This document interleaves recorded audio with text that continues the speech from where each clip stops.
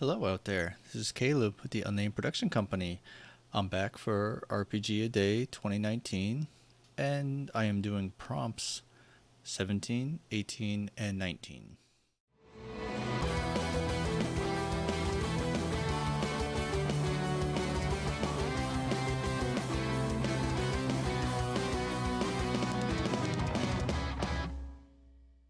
Okay, so prompt 17 is the word one.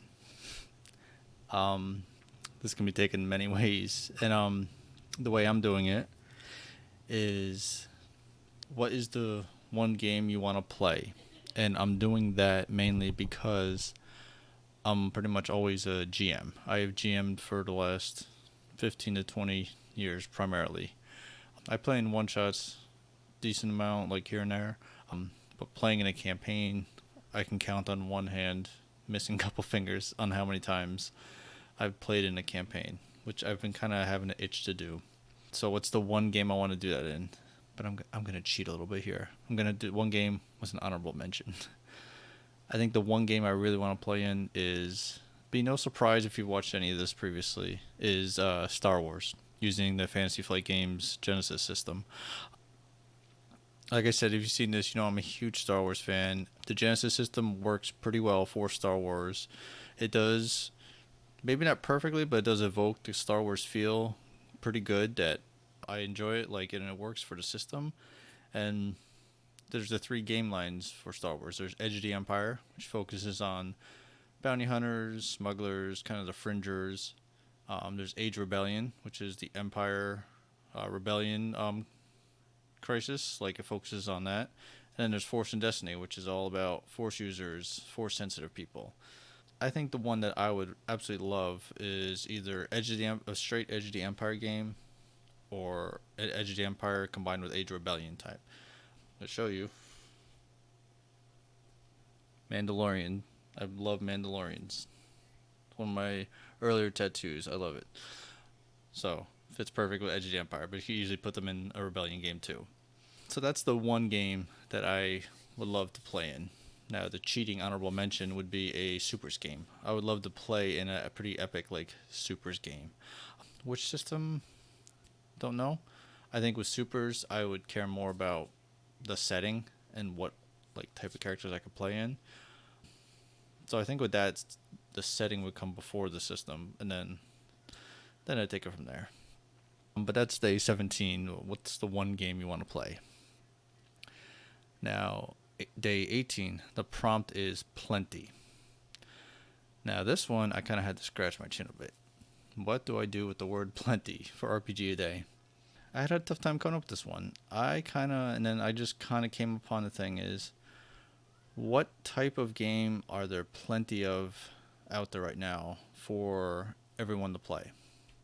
And that one comes to mind, was very easy for me, is any type of OSR game. Mainly fantasy, but not just fantasy, but OSR games. There is a ton of them out there right now, especially now with Kickstarter and do-it-yourself publishing. There are a ton of OSR games out there.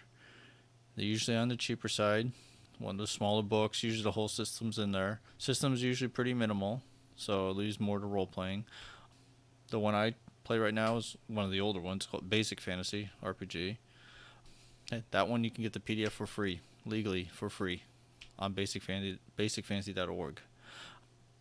But there are just plenty of OSR games, mainly for fantasy, but there are a couple for sci-fi also. And if you're looking for fantasy, maybe not, you're either tired of 5e or you just want a little change of pace, look at some of these OSR games. There are a ton out there, and you can pretty much play almost the same type of game you want, or that you have been playing in 5e with any of these OSR games. Maybe a little different feel to it, but it's the same game pretty much. So that's my take for plenty. Now, day 19, this is one this was easy for me. Day 19 is scary. Now, what did I do for this? I kind of just went with what are the good tricks and trades that make it games scary, since I do run a lot of horror type games. Now, there is a big difference between tabletop and online for horror games. Tabletop is very easy. You kind of dim the lights, or if you don't have a dimmer, kind of turn them off, but put either like a candlelight or If you have like a room, a light in another room nearby, put that on. Just kind of have it fade in, kind of darken the mood. Good atmospheric music. The one I like to use is the Queen of the Damned, not the soundtrack, the score. Wonderful, wonderful music for background in a horror game. So music, and then I like to use, and I kind of do this online too, but not as much. But use your face in like the shadows of the dim light. Like if you lean forward, you get the shadows in the eyes, and that looks like crap on the screen, but it works pretty good in candlelight. Move back so your face is dark, and change your voice. It really adds to the atmosphere and can bring players pretty tense. Now online, you obviously can't do a lot of that. Even if you dim the lights, it's not the same when it's on a screen. What do I do online? Big thing I do is I get up close to the camera. I mean that not work, but like I'm not doing a game, but like I make a lot of weird faces like, and try and just put that across the screen. Maybe like get the player to go like that a little bit. You're a little bit more limited on what you can do on an online game. Maybe some music also. But scary is one thing that like I enjoy horror a lot, and so I guess this was just a trick of the trade. What do I use for horror, and that has worked pretty well. Another good thing is minimal mechanics.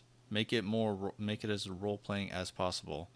Try a light system like the storyteller system that powers the Chronicles of Darkness. Pretty simple system. It's a D10 dice pool. It's one roll. You can look pretty quickly, see if you succeed or fail, and it goes from there. Basic role playing that Call of Cthulhu uses, not quite minimalist. But it's one of those. If you know it, it works very well. It's maybe not got the best learning. Probably not the easiest one to get into right away, but it is once you know it, it does work very smoothly and quick. So just get the atmosphere going. Use a light system, and just get the mood up. Okay, and just get into it. Like that's kind of how you run a scary horror game, or try and get. That's the thing with a horror game. You want to actually make the players feel scared. Characters, I mean, you can roleplay it, make the actual players feel scared. That definitely adds to it. So there, so that's days 17, 18, and 19 for RPG Day 2019. Until next time, happy gaming.